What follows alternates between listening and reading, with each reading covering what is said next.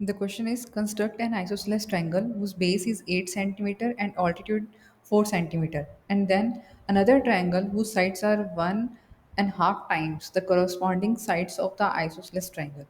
तो पहले हम एक ट्रायंगल बनानी है आइसोसेलेस जिसमें उसका जो बेस है वो है 8 सेंटीमीटर और जो ऑल्टीट्यूड है वो हमें गिवन है 4 सेंटीमीटर, राइट।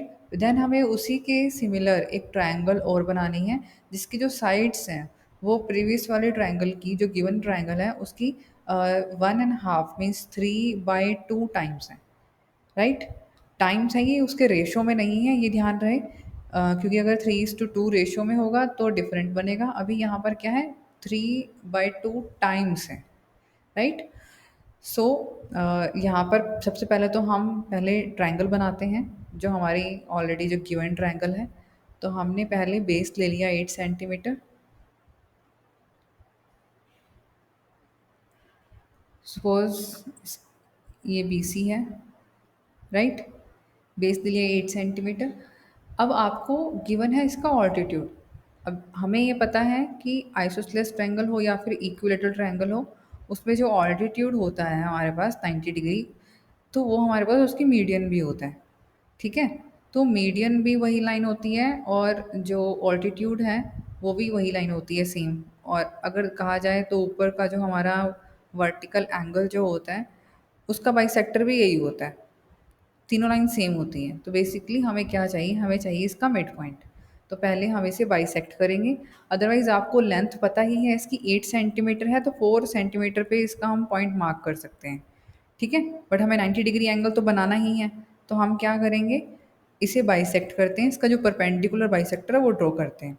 तो उसके लिए हम क्या करेंगे, बी पॉइंट से एक बी पॉइंट को आप सेंटर सपोज कर लो और रेडियस दे लो। एस्टिमेट से आप ले लोगे हाफ से ज़्यादा थोड़ी सी, ठीक है। उतनी रेडियस लेकर के हम आर्क लगाएंगे बोथ साइड।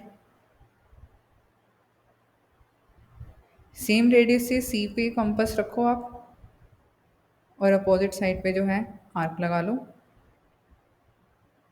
राइट। अब इन दोनों को हम ज्वाइन कर देंगे।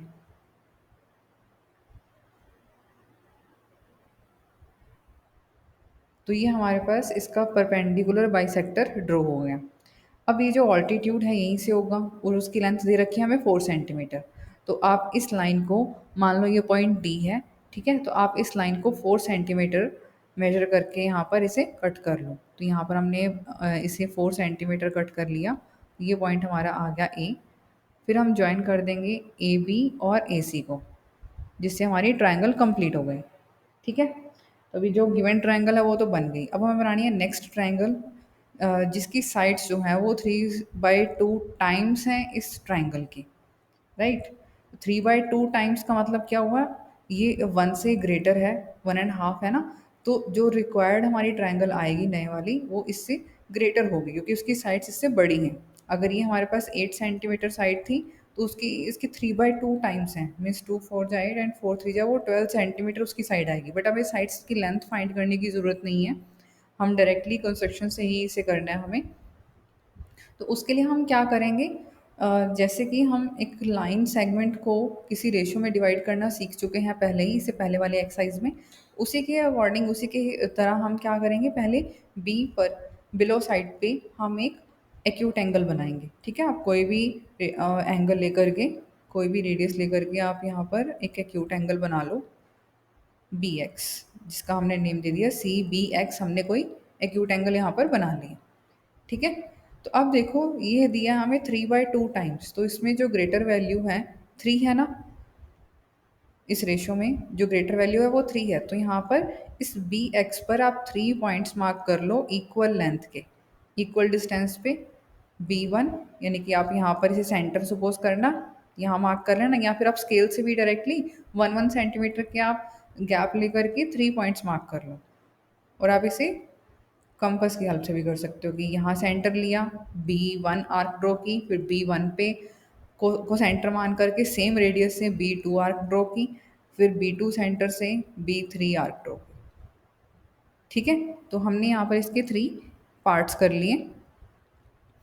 अब हमें क्या करना है, अब हमें यहाँ पर जो B2 पॉइंट है, देखो जो हमारी जो ट्रायंगल बनने वाली है वो इससे बड़ी बनने वाली है, तो लास्ट पॉइंट को आपको सी से ज्वाइन नहीं करना, आपको B2 को ज्वाइन करना है सी से।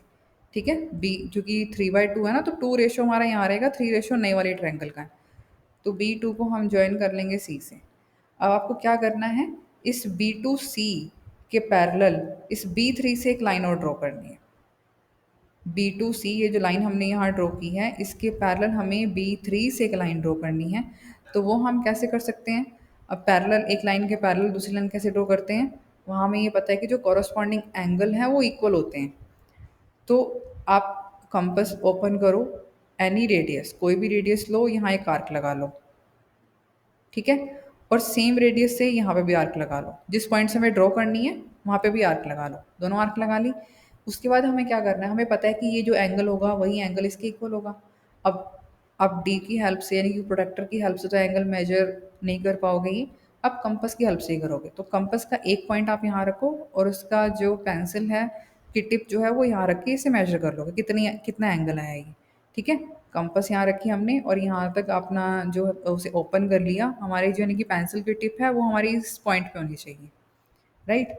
तो ये जितना एंगल था वही सेम रेडियस से ही इस पॉइंट पे, इस वाले पॉइंट पे कंपास रखो और यहाँ आर्क लगा दो सेम रेडियस से। तो जो ये पॉइंट आया उसको हम ज्वाइन करते हुए आगे ड्रॉ करेंगे, तो ये लाइन पैरेलल ड्रॉ होगी। ठीक है, अब ये हमें जो बी सी है उसे आगे एक्सटेंड करना होगा, तो हमने इसे आगे एक्सटेंड कर दिया, तो जिस पॉइंट पे इंटरसेक्ट हुई ये हमारा पॉइंट आ गया सी डैश, जो नई वाले ट्रायंगल का होगा। अब जैसे हमने यहाँ पैरेलल लाइन ड्रॉ की है वैसे ही हमें सी और ए, सी ए के पैरेलल सी डैश से एक लाइन चाहिए। जो मैंने चीज़ यहाँ पर बताई है मैं आपके यहाँ दोबारा भी रिपीट कर देती हूँ, जिससे आपको और क्लियर हो जाएगा कि पैरेलल लाइन कैसे ड्रॉ करते हैं। तो मुझे ए सी के ही पैरेलल चाहिए एक लाइन, तो पहले आप कोई भी रेडियस लेकर के इस सी को सेंटर लेकर के एक आर्क ड्रॉ कर लो। सेम रेडियस से इस सी डैश पे, सी डैश को सेंटर लेकर के यहाँ आर्क ड्रॉ कर लो, राइट। अब आप क्या करो, यहाँ पर इस पॉइंट पे आप रखो कंपास और इस पॉइंट पे आपको होनी चाहिए पेंसिल की टिप, मीन्स आपको ये मेजर करना है कितना एंगल है। ठीक है, आपको जो कंपास है वो इतना ओपन होना चाहिए, इतना। तो सेम रेडियस जितना ओपन किया हमने सेम रेडियस लेकर के इस पॉइंट पे, आप इस वाले पॉइंट पे कंपास की जो टिप है वो रखो और सेम रेडियस से हम यहाँ पे एक आर्क ड्रॉ कर देंगे, ये ऑलमोस्ट यहाँ आएगी। ठीक है, फिर सी से इस आर्क, सी डैश से इस आर्क को ज्वाइन करते हुए हम लाइन ड्रॉ करेंगे।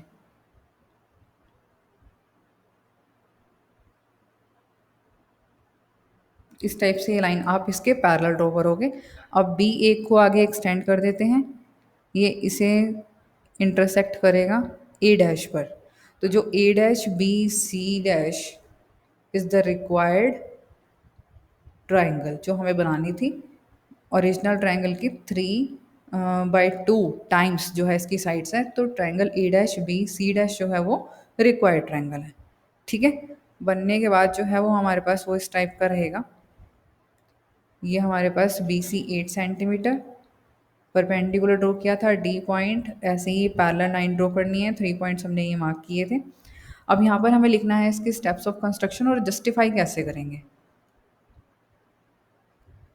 स्टेप्स ऑफ कंस्ट्रक्शन, तो सबसे पहले हमने क्या किया था, हमने बी सी लाइन सेगमेंट लिया था, take a line segment B C 8 centimetre length का। देन हमने क्या किया था, draw perpendicular bisector, perpendicular bisector of B C. ठीक है, which cuts B C at D. फिर हमने इसके बाद क्या किया था, हमने डी पॉइंट से ए तक जो है 4 सेंटीमीटर कट कर लिया था, cut off A D is equal to 4 centimetre. फिर हमने ज्वाइन किया ए बी और ए सी को, join A B and A C to obtain triangle A B C, right. इसके बाद हमने एक एक्यूट एंगल बनाया था C B X below B, draw an acute angle C B X, right. C B X हमने acute angle draw कर लिया, और अलोंग बी एक्स हमने 3 पॉइंट्स मार्क किए।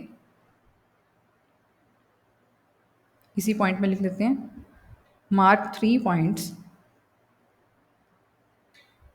B1, B2, B3 on B X. और इनमें क्या कंडीशन होनी चाहिए कि तीनों की जो डिस्टेंस है वो इक्वल होना चाहिए, सच दैट, तो इसमें लिख देंगे हम, such that B1 will be equal to B1 B2 and will be equal to B2 B3, ये सब इक्वल होने चाहिए। फिर उसके बाद हमने क्या किया, हमने ज्वाइन किया B2 को C से, join B2 C, draw B3 C dash parallel to B2 C। ठीक है। अब ड्रॉ कैसे किया था वो सब आपको नहीं लिखना है, आप डायरेक्ट लिखोगे कि B2 C को ज्वाइन करने के बाद हमने B2 C के पैरेलल एक लाइन ड्रॉ की B3 C डैश, राइट। फिर हमने इसे एक्सटेंड कर दिया था BC को टू ज्वाइन C डैश,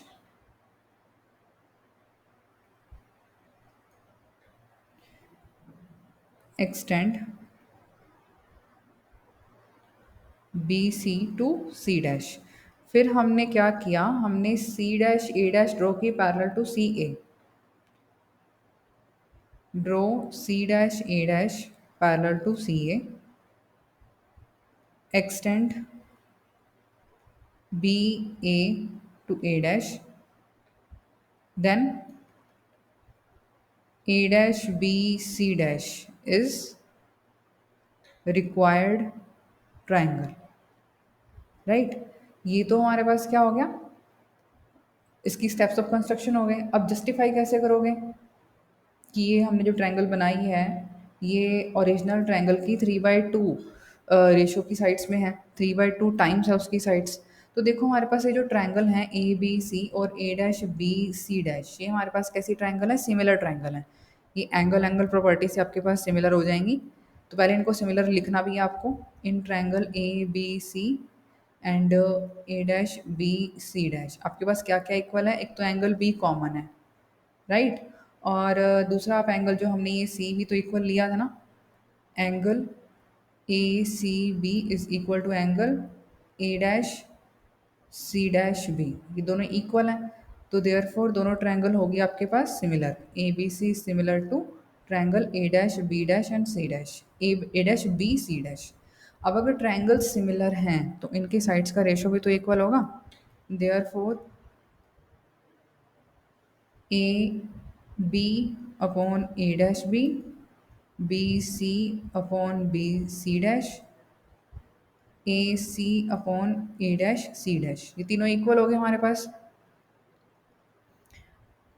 तो अब लेकिन हमें ये पता है कि जो बी सी और बी सी डैश का जो रेशो था वो हमारे पास 2/3, अगर बी सी डैश को ऊपर लिखोगे मीन्स हमारे पास ऐसा है कि B C dash upon B C इन साइड्स का रेशो 3/2 था, तो B C upon B C dash हमारे पास हो गया 2/3।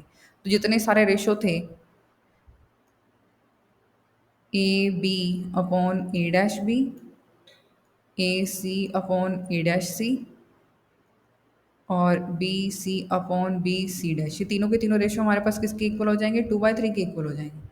तो हमें चाहिए आप इनका रेसिप्रोकल कर दो सबका, A dash B upon A B, A dash C upon A C और B C dash upon B C. तो ये आपके पास 3/2 के इक्वल ही आ जाएगा, ठीक है। तो जो सभी साइड्स हैं उनका रेशो हमारे पास 3/2 आ गया है। तो ऐसे ही इसे हमें जस्टिफाई करना है। तो ट्रायंगल सिमिलर दिखाओ, उनके साइड्स का रेशो लो, साइड्स का रेशो जो है हमें गिवन है ऑलरेडी 3/2 टाइम्स था, तो वहीं से आप रेशो बना लो, ठीक है। तो इस टाइप से इसे हमें सॉल्व करना है। Thank you.